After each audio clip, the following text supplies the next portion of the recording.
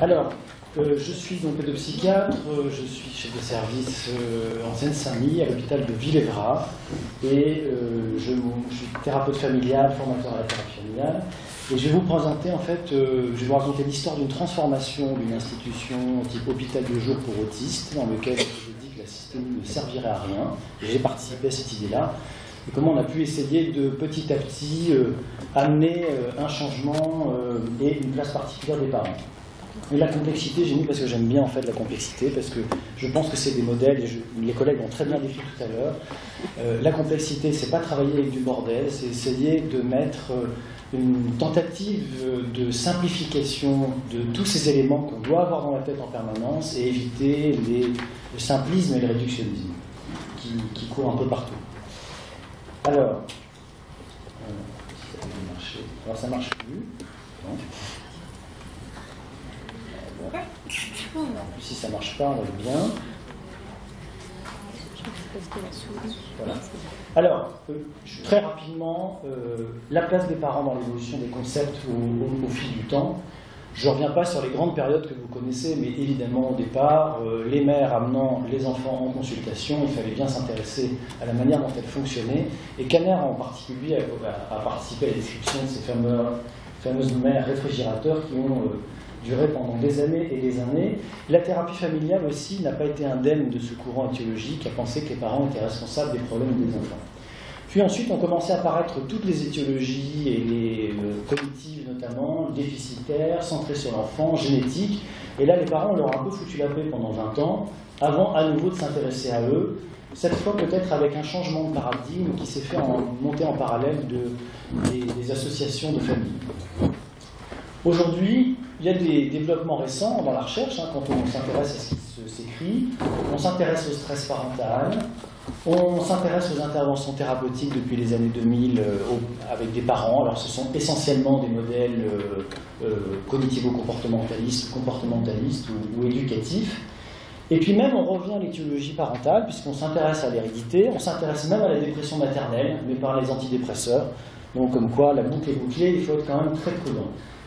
Alors, en parallèle, qu'a fait la thérapie familiale? Vous vous souvenez que dans Paradoxe et contre-paradoxe, Salvini, elle parle de familles d'enfants autistes, et puis ils ont disparu des livres de thérapie familiale.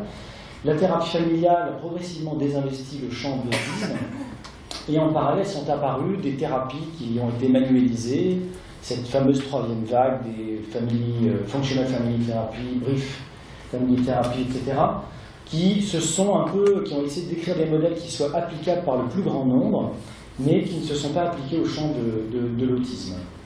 En parallèle aussi est apparue la thérapie multifamiliale dont je reparlerai tout à l'heure, et qui est des modèles dont on s'inspire, notamment en Angleterre par Eliasen et Alan Cooklin. Alors, raconter l'histoire des parents dans notre hôpital de jour, c'est quoi? Eh bien, on n'échappe pas au modèle comme les autres. On a aussi pensé que les parents étaient toxiques. Et donc, on les a fait sortir de l'institution. On a pensé que les parents étaient responsables, donc on a commencé à réparer les enfants. On a pensé que les parents ne savaient rien faire, alors on a commencé à leur expliquer ce qu'il fallait faire.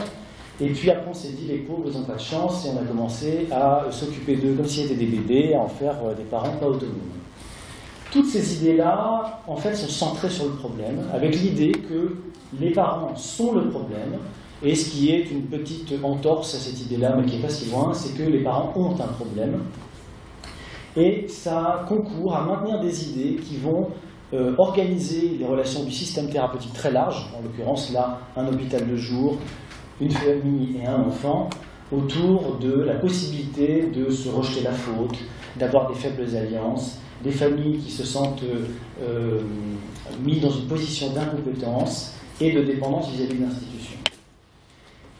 On avait quelques aménagements, bien sûr, parce qu'on essayait de travailler avec les familles depuis plus de 20 ans, et il y avait des entretiens familiaux mensuels. Mais surtout, ils servaient à faire le point, et puis expliquer aux parents comment il fallait faire. On faisait des visites à domicile aussi, mais c'était l'équipe qui proposait, parce qu'ils trouvaient que les parents étaient un peu pathologiques, et on allait voir à la maison comment ça se passait. Alors, surtout, généralement, ce qui se passait, c'est qu'à un moment, elle avait fait le ménage, elle avait préparé du thé pour vous recevoir, et vous étiez assis sur un fauteuil pas très confortable, en buvant thé, pendant que le gamin s'agitait pendant 3 heures, et qu'on ne pouvait pas intervenir parce qu'on était nous-mêmes gênés d'être à la maison. On faisait aussi des espèces d'invitations annuelles à venir visiter le groupe, etc. Mais alors on oubliait la date, alors on repoussait, et puis les familles ne venaient pas, on comprend pas, ils ne viennent pas, mais c'était pourtant très très clair, on les a prévenus il y a une semaine. Et puis on se disait, bon, ça ne les intéresse pas en fait, les parents. Alors tout ça renforçait les impressions négatives aussi de l'équipe, je parlais celle de la famille tout à l'heure, mais l'équipe aussi, comme on continuait à avoir des représentations négatives des parents, ça maintenait ce clivage entre famille et hôpital de jour, et ça permettait ce qu'on appelle la projection d'imputabilité, c'était le fait que quand nous on avait un problème à l'hôpital de jour, c'était la faute des parents, tout simplement. Alors, quel modèle il nous a fallu commencer à investir pour pouvoir penser et repenser le système, c'est-à-dire prendre cette position qui est de dire, si je pense que les parents sont compétents, qu'est-ce que j'ai fait pour les empêcher d'être compétents? Ou pour ne pas leur permettre de montrer leurs compétences. Et donc c'est une obligation de réfléchir sur qu'est-ce que l'institution met en place pour que les familles travaillent correctement et développent des outils pour retrouver leurs compétences. Alors si on s'intéresse aux facteurs qui influencent la parentalité, il faut qu'on soit le cas, il y a le modèle de Posey, je pense que beaucoup d'entre vous le connaissent, c'est l'accumulation de facteurs. Mais j'ai fait exprès de le mettre en pyramide, parce que ça s'écrabouille sur la tête des parents, et avec ça on ne va pas très très loin, puisque tout s'empile et on ne sait plus trop comment réfléchir. Et puis il y a un modèle, en plus nous, se rajoute un contexte migratoire, parce que vous savez qu'on est le département le plus pauvre de France, avec 30% de sujets issus de la migration, avec un renouvellement du tiers de la population tous les 10 ans, parce que là, quand on a un peu d'argent, on s'en va, parce que c'est tellement crado qu'on n'a plus envie d'y vivre, et puis tous les nouveaux migrants arrivent ici, donc il y a une paupérisation qui est maintenue et qui s'accroît. Et ce contexte migratoire, il doit se rajouter aussi aux facteurs de stress que rencontrent les parents, d'être accueillis dans un HLM où l'ascenseur ne marche plus, où il n'y a plus de porte, il y a des gamins qui disent en bas, il n'y a pas de police, il n'y a pas de commerce, et on est très loin de sa famille, et on va voir à la PMI des gens qui sont blancs et qui vous disent comment il faut s'occuper d'un enfant, alors que ce n'est pas du tout le même cas dans votre pays. Alors, un modèle qui est intéressant, c'est le modèle ABC de Bristol. C'est un modèle qui dit qu'il y a plusieurs facteurs, et en fait, ils s'entremêlent. Il y a le facteur A, qui est l'agent du stress. Et bien, ça vient de l'enfant, c'est les caractéristiques. C'est vrai que quand vous avez un autisme sévère, avec un déficit intellectuel sévère et des troubles du comportement sévères, c'est un stress quand même, moi je ne l'ai jamais vécu, mais c'est la première des choses que je dis aux familles. Moi je n'ai pas un enfant comme le vôtre, donc je ne peux pas me permettre de juger ce que vous vivez. Ce facteur influence un facteur qu'on appelle le soutien social, et il est formel et informel. Ce qu'il faut savoir, c'est que dans les études, il est montré que le soutien informel, c'est-à-dire la famille, les amis, est beaucoup plus pertinent dans le sentiment d'être compétent soi-même que le soutien formel des services sociaux, des services psychiatriques, de soins en général. Il y a le facteur C qui est la perception et la définition du problème. Alors là, on est dans des conceptions narratives, c'est ce qu'on appelle le sens de la cohérence, l'idée de se construire une représentation qui est compréhensible. Je peux me représenter le problème, lui donner un sens. Je peux lui donner un sens qui va me permettre d'agir, c'est-à-dire, en anglais c'est manageability, c'est le fait de pouvoir agir avec ce sens-là. Et le fait de me dire, peut-être c'est un défi dans ma vie, et ça va donner du sens, ou ça prend sens dans ma vie, ça aussi c'est un autre facteur important de la définition de la perception du problème.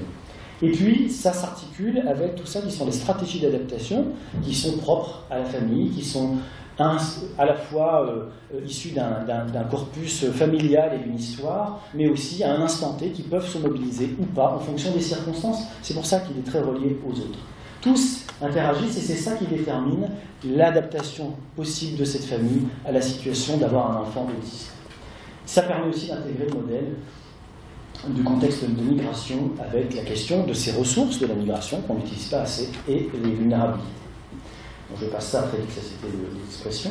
Alors, qu'est-ce que ça devient quand il s'agit d'intégrer les parents dans un dispositif de soins comme un hôpital de jour et d'en faire quelque chose de complexe et qui ne soit pas trop une usine à gaz et qui corresponde qui s'adapte le plus possible aux besoins de chaque parent individuellement tout en faisant un collectif.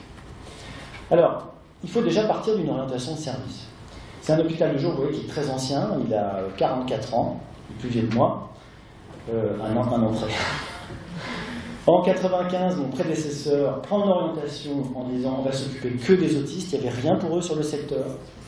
En 2001, il revient d'un congrès de la rapide, il dit il faut faire les petits, il faut s'occuper des petits, la plasticité cérébrale, il faut s'occuper des tout petits, il faut les accueillir. Et on commence à se lancer dans la prise en charge précoce. C'est là qu'on se dit, il faut faire du dépistage. Alors. Et puis s'il faut faire du dépistage à cœur des parents, il faut faire de l'annonce de diagnostic. Et ça, il faut être pragmatique et mettre de côté toutes nos réticences et nos angoisses par rapport à l'idée de porter un diagnostic, puisque ça devient un moyen de créer une alliance et non pas une étiquette qu'on place sur la tête des gens. En 2005 se formalise notre projet d'accueil des tout-petits, où je vais vous présenter le protocole d'intégration. C'est comme dans une crèche, on adapte, il y a des temps de sieste, etc. On monte ensuite un réseau autisme avec des IME pour travailler sur l'aval, sur le partenariat et la diffusion des pratiques. En 2011, on finalise le projet pour les plus grands, qu'on appelle projet d'autonomie, puisqu'il s'intègre tout simplement dans les attendus des structures médico-sociales en aval, c'est-à-dire qu'il faut qu'elles capable de se débrouiller relationnellement, dans la communication, gérer son comportement et s'engager dans des activités, tout simplement les échecs sur lesquels nous, on a construit en interne un certain nombre de projets pour les enfants.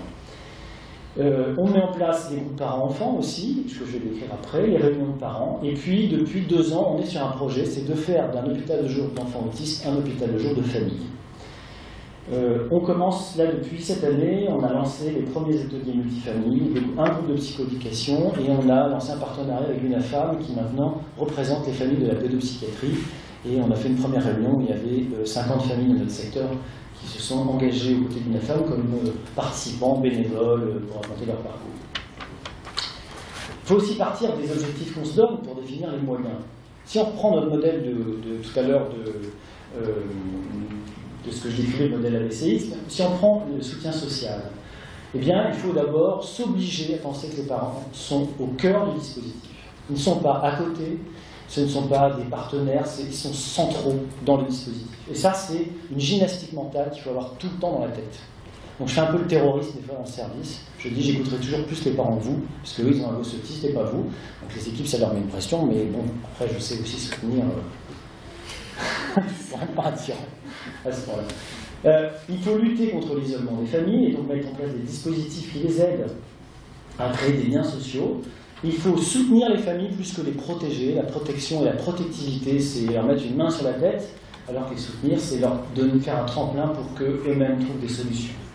Il faut travailler sur les perceptions du problème et avant tout les déculpabiliser. Restaurer les compétences qu'ils ont en eux, mais qu'ils n'arrivent plus à reconnecter. Et ça, pour des équipes, ça a été très intéressant de voir. Je me souviens d'une maman qui était très déprimée à l'arrivée à l'hôpital de jour. Et les équipes étaient là, oui, elle passe, elle ne voit même pas son fils, elle est complètement froide, il est en salle d'attente, elle passe devant, elle ne le voit pas. Et cette maman, elle est sortie d'un état dépressif qui était en fait très lié à la pathologie autistique de son enfant. Et on a pu ensuite réexpliquer ce que nous, on avait ressenti de notre côté, et elle aussi, comment elle se sentait déconnectée de tout le monde. Et longtemps, les équipes croyaient que c'était elle qui était à l'origine de l'autisme, et ça a changé. Ça a tellement été un moment de découverte pour eux de voir cette maman se reconnecter à elle-même et revisiter le lien avec son enfant, que ça a changé leur représentation et avoir plus de bienveillance à l'égard des parents très déprimés qui nous arrivent à l'hôpital de jour. Il y a aussi la question de quelle est la bonne information pour la famille. La vraie réponse, c'est qu'on ne le sait pas, et donc il faut mettre de l'information là, partout, là où ils vont pouvoir en prendre, et créer des contextes pour qu'ils la saisissent. Et il y a aussi les stratégies d'adaptation, c'est créer un contexte propice à l'expérience, l'expérimentation aussi, les changements perceptifs, pour favoriser l'apprentissage.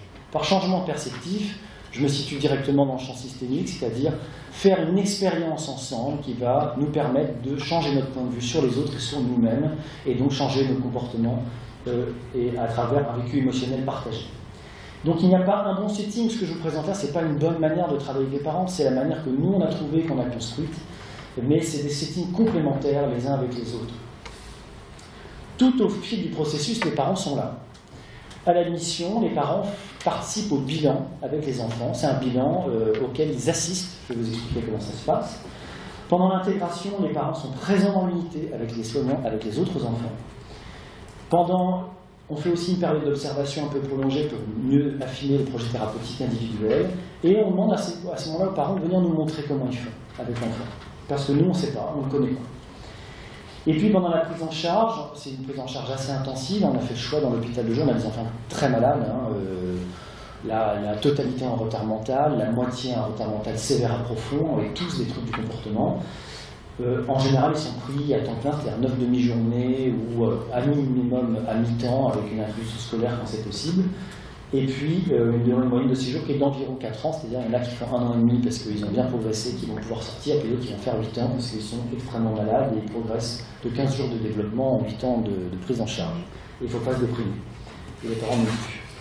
Et puis à la sortie, eh bien, il y a aider, être aidé, le partenariat avec l'UNAFAM, commencer à venir aussi comme parent témoin, ça c'est ce qu'on utilise depuis plusieurs années maintenant. Et puis on a le projet, on est en train de formaliser notre réseau dans lequel on va inclure les familles aussi comme partenaires du réseau, au même titre que le médico-social et que nous, le sanitaire. Alors, vous voyez, c'est un panel, vous ne voyez pas en fait, non. Vous voyez mais vous ne voyez pas. Donc tout en haut, vous avez... alors, sur le côté, je vais dire à 10, là, non, à 2 heures, 2 heures, il y a des entretiens familiaux mensuels autour du projet, puis il y a les bilans en présence parentale, les documents du projet thérapeutique individuel et des documents de synthèse qui sont remis à la famille, ça on fait ça depuis maintenant plus d'1 an.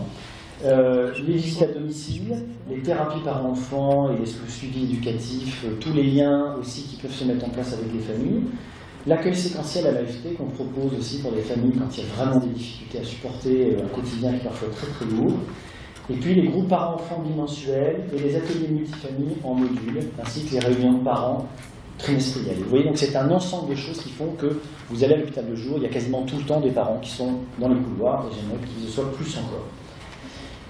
Alors, les entretiens familiaux, je vais passer assez rapidement parce qu'il y a beaucoup de structures qui en font. Bien sûr, faire le point avec l'équipe référente, là, je ne vous apprends rien de plus. Il s'agit quand même vraiment de travailler de plus en plus à tenir compte des attentes des parents et les faire cohabiter, et non pas converger vers nous, mais cohabiter, c'est-à-dire comment on fait avec des visions parfois qui sont très différentes. Moi, je veux qu'il parle, bah oui, et s'il ne va pas parler, comment on va faire? Comment on peut trouver une autre manière qui vous convienne, qui ne soit pas vraiment de la parole, mais autre chose? Pour que le projet thérapeutique individuel, ça ne soit pas celui qu'on remet et que les parents signent sans trop savoir, mais qui soit un vrai projet thérapeutique individuel partagé. On n'a pas encore trouvé la bonne solution. Discuter des constatations autour des documents, donc échanger là-dessus. Explorer aussi les peurs et les demandes. Ça, je travaille beaucoup avec les équipes sur le fait de ne commencer pas à contre-argumenter, à dire mais il y a du positif aussi. Non, écoutez d'abord ce qui ne va pas et aller au fond des choses qui ne vont pas. C'est ça qui soulève le plus les gens. Avec interprètes toujours, on a beaucoup d'interprètes avec nous, parce qu'on a beaucoup de familles migrantes. Voilà. Alors, la présence parentale pendant le bilan, c'est quoi? C'est notre bilan fonctionnel, hein. On utilise la plupart des échelles classiques, le PEV3, AVEX, qui sont utilisés en autisme. Le bilan psychomoteur, on fait le bilan sensorimoteur, et le bilan orthophonique, on utilise le COMVOR, qui est un bilan qui permet de savoir un peu comment l'enfant, le meilleur outil de communication. Les parents sont présents, soit dans la pièce avec la personne qui fait la passation, s'il ne peut pas se séparer de l'enfant, et que l'enfant a des angoisses de séparation trop fortes, à ce moment-là, il est accompagné d'une personne qui a la même fonction que s'il est dans l'autre dispositif, derrière un miroir santin où il observe le bilan. Pendant ce temps d'observation, il y a un accompagnement pas à pas sur ce que les parents voient, c'est-à-dire on stimule l'observation, on partage les points de vue, on essaie d'échanger sur ce qu'ils voient, ce qu'ils nous apprennent que l'enfant ne montre pas, ce que nous on perçoit et avec nos mots à nous, avec l'idée de renforcer la confiance et l'alliance, considérer le parent, c'est un aspect aussi stratégique, le parent est légitime et on apprend de lui, et on dialogue autour de la personnalité de l'enfant, son développement et sa pathologie. Le savoir des parents tisse notre canevas, on utilise des questionnaires qu'on a construits dans le service, un questionnaire des habitudes alimentaires, questionnaire sommeil, suivi du sommeil, un profil douleur. Pourquoi on le fait? Alors il y a un objectif, c'est parce qu'ils connaissent l'enfant, ils vont nous apprendre des choses, et puis ça permet d'évaluer des tas de domaines dans lesquels on a besoin de travailler. Mais aussi, ça un vrai enjeu stratégique, c'est là encore de légitimer le point de vue des parents. C'est-à-dire que c'est un vrai travail d'entretien fait par les équipes, qui ne vont pas là aussi discuter avec eux de ce qu'ils perçoivent. Et puis on peut faire, si besoin, un repas avec les parents, repas thérapeutique, qui nous montre comment ça fonctionne. On a une petite fille qui a refusé de manger à l'hôpital le jour, et la maman est venue nous montrer comment faire, et depuis cet enfant mange, et la diversification, si on a pu l'apporter avec la maman. L'accompagnement social aussi, je passe. Le protocole d'adaptation, donc les enfants ils rentrent à l'hôpital le jour, et c'est un temps progressif, puisque les enfants vont venir un peu comme dans une crèche, pour la plupart, je vois qu'il y a beaucoup de femmes, et que vous avez sûrement souvenir de ces moments où vous avez accompagné votre enfant, qui est très angoissé, comment ça se passe, on ne va pas lui faire du mal, le pauvre petit ne peut pas s'exprimer. Eh bien, pour les angoisses de ses parents, on travaille avec ça, donc les parents viennent voir, posent toutes les questions qu'ils veulent, les équipes sont à leur disposition aussi pour réfléchir, puis petit à petit laissent l'enfant Donc il y a un protocole standard, mais qui est adaptable à chaque situation. Pareil pour les transports, on est un secteur qui est très gros, c'est 13 communes, 15 km d'un bout à l'autre, en Seine-Saint-Denis, hein, c'est pas comme ici, c'est-à-dire que c'est des heures de transport. Et donc du coup, on met en place des VSL, mais c'est au choix des parents. Si eux souhaitent les accompagner, on trouve toujours une adaptation à ce qui est le plus pertinent pour eux, et partir de là où ils en sont pour aller avancer. Les réunions trimestrielles de parents, alors au début, ce que je vous disais tout à l'heure, elles n'étaient pas pensées, il n'y avait pas d'objectif, alors on se trouvait des parents qui avaient des émotions débordantes ou d'autres qui au contraire évitaient, on avait moins de 20% de participation. Là maintenant, c'est fixé à l'avance, chaque année c'est pareil, c'est presque les mêmes thématiques, les parents reviennent, ils ont envie, ils reviennent, ils réécoutent des choses d'une manière différente, ils reposent des questions, donc il y en a une sur la maladie, le travail à l'hôpital de jour, une autre sur l'intégration scolaire et l'orientation. Et puis on fait une journée porte ouverte kermesse. Et là, la participation actuellement, elle est plus de 80% des familles. Et il y a même d'autres familles qui appellent les familles pour qu'elles viennent. Donc c'est tous les parents ensemble, les petits et les grands, même quand on parle de l'orientation, même quand on parle de la Belgique, parce qu'on n'a pas d'autre choix parfois, il y a, les enfants des petits sont là, alors on sait que c'est des moments très durs, mais on fait confiance aux familles, on fait confiance aux soignants pour reprendre ces temps-là après par la suite. Ça a été des gros débats dans l'équipe sur est-ce qu'on doit absolument mettre en contact, etc. Et puis à un moment donné, on a sauté le pas, on s'est dit bon, on va leur faire confiance, et les parents pleurent, mais les parents se soutiennent. Et les parents sont autonomes dans leur capacité à gérer leurs émotions, ils n'ont pas besoin de nous pour leur tendre nos mouchoirs. Il y a des parents témoins qui sont présents. Donc, ce sont des parents qui ont été nos partenaires à l'hôpital de jour, leurs enfants sont sortis, il y en a qui ont des enfants de 25 ans, de 18 ans, d'autres maintenant, un de 10 ans. Et qui viennent raconter leur parcours, qui viennent expliquer leurs choix, qui ne sont pas été des choix. Il y a une maman qui vient, son fils est en Belgique, elle n'arrivait plus à le gérer à la maison, il n'y avait pas de structure en capacité de l'accueillir tellement il a une faible autonomie, et qui explique comment elle a fait un choix qui n'est pas un choix. Et ça a toujours beaucoup plus de pertinence quand c'est dit par des parents que quand c'est dit par nous. Et les familles apprécient énormément ces moments-là. Et puis, à la journée porte ouverte, on a des partenaires, on a des associations qui viennent, on a des associations de prévention bucco-dentaire, nutrition, etc. C'est-à-dire c'est un grand... et les parents font leur chemin, il y a les frères et sœurs qui viennent. J'ai oublié de le mettre, mais on fait un atelier aussi pour les frères et sœurs, où ils visitent l'hôpital de jour, ils aiment beaucoup la salle Snoise-Hélène, c'est l'endroit préféré. Et là, je vous mets une phrase d'une maman qui dit « On n'accepte jamais, on apprend à s'adapter tout le temps ». Et ça, et c'est pour ça qu'elle expliquait, je reviens à chaque réunion parce que j'entends jamais la même chose. Et pourtant, c'est la même chose que j'ai l'impression de raconter. Les groupes parents-enfants, c'est une enveloppe pour le parentage. Alors, je préfère le terme parentage parce que parentalité, il y a un terme maintenant juridique. Et parentage, c'est parenting pour moi en anglais, qui est aussi sur les pratiques et qu'est-ce qu'on importe et les représentations narratives de ce qu'on importe. Et c'est en rapport avec les théories de Heidi Keller. Je ne sais pas si certains connaissent cet auteur.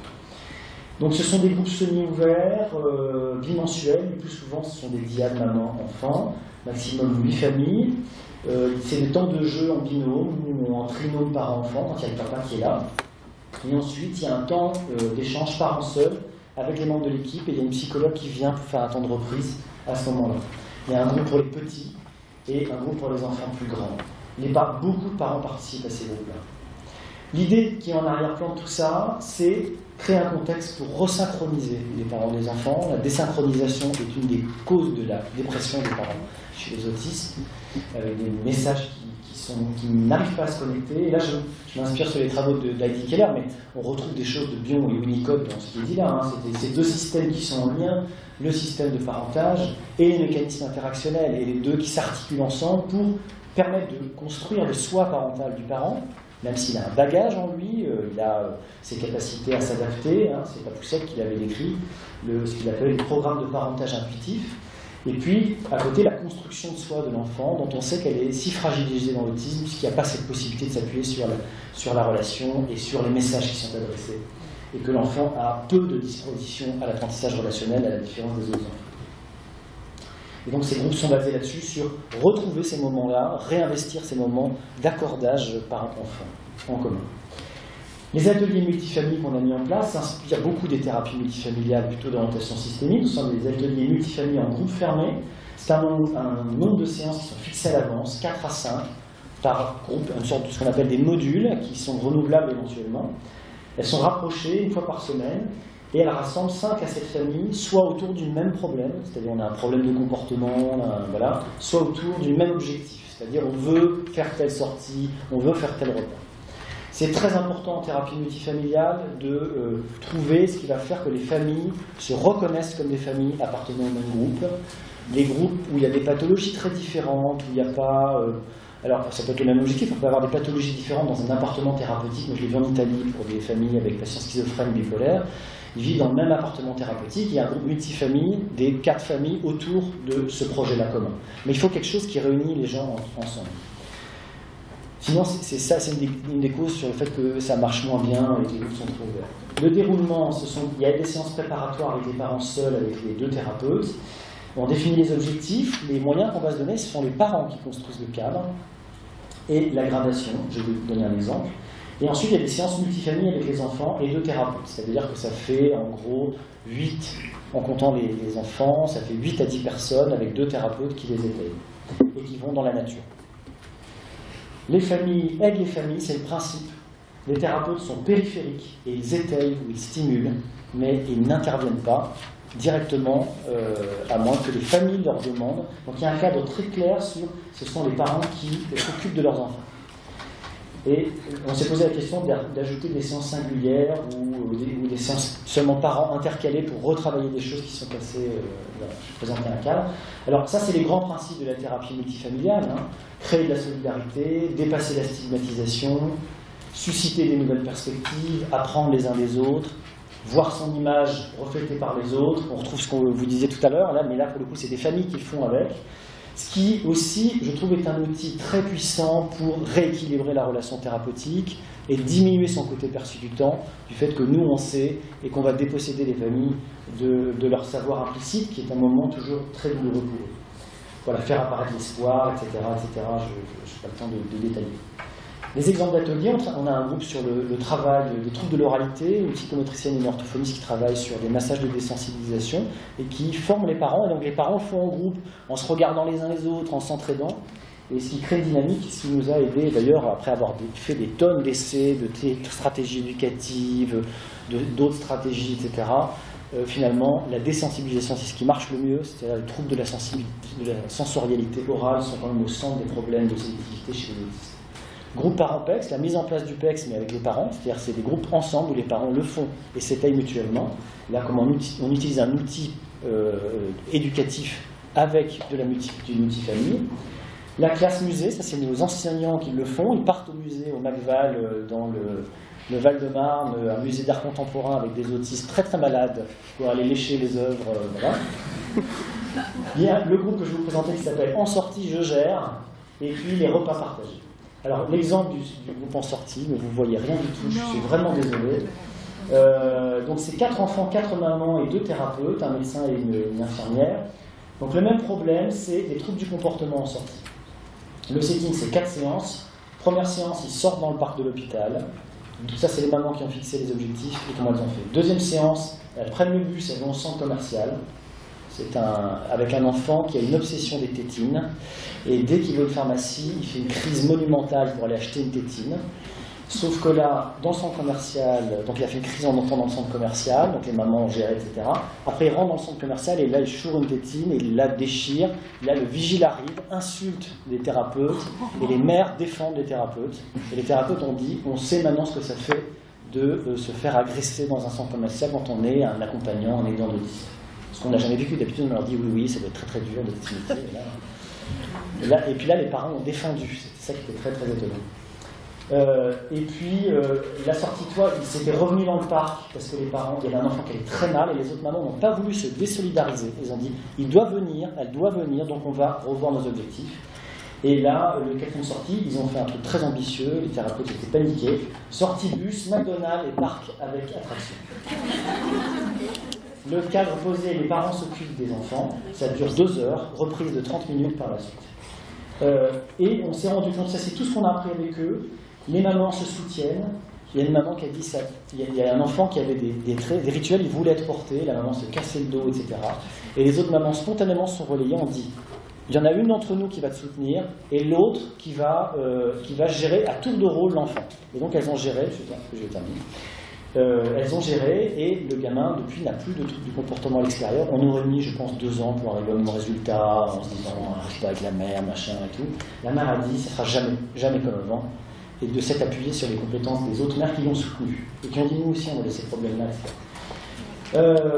Elles font maintenant un repas avant, donc elles arrivent en retard parce qu'elles sont bouffées au restaurant avant. Voilà. Elles sont toutes issues de la migration, c'est maman. Et ça rééquilibre la relation. Et elles sont parents recruteurs aussi, c'est-à-dire qu'il y en a une qui a voulu lâcher en cours de route, et donc elles ont suspendu, et elles ont appelé la maman, elles sont allées la chercher, et donc maintenant c'est elles qui défendent cet outil-là. C'est quand même... Le groupe psychoéducatif parents au-delà du TEL, donc ça c'est un groupe qu'on a monté avec un labo de psychopatho à Paris 5, qui vient du Canada. C'est un soutien de groupe, donc c'est des cadres, je passerai, je n'aurai pas le temps, donc c'est des ateliers où les parents sont en groupe, on va leur fournir un support théorique, on va faire des mises en situation, des jeux, on va les faire réfléchir chacun séparément, ils ont dû travailler à la maison.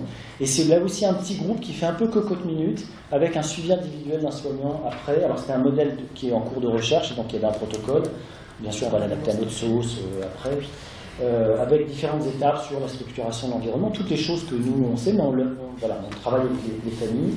On s'est rendu compte qu'en faisant ça, c'est-à-dire plus on donne de l'information aux parents, moins ils sont pseudo-thérapeutes, moins on leur donne de l'information, plus ils vont sur Internet et ils cherchent des trucs qui les décalent de leur position de parents.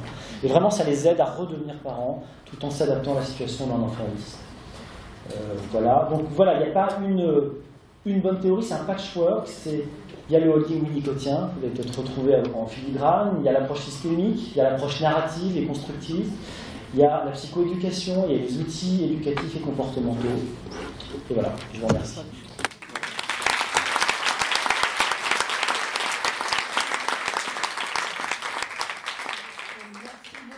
Au docteur Pompuy, merci beaucoup pour ce modèle de la complexité où la cohérence de la structure restitue une compétence aux familles d'enfants autistes.